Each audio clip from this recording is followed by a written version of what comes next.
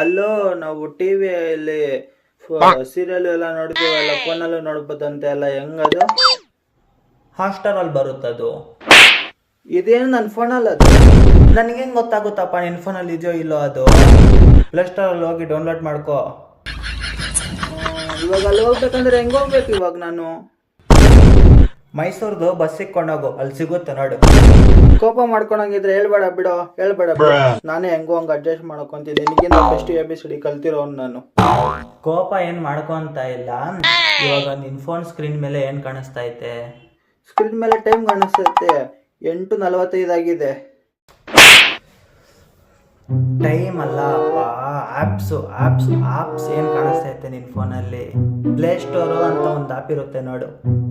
ಹಾ ಸಿಕ್ತು ಬಿಡ ಒಂದು ಸಿಕ್ತು, ಹೇಳು ಏನೋ ಮುಂದಕ್ಕೆ.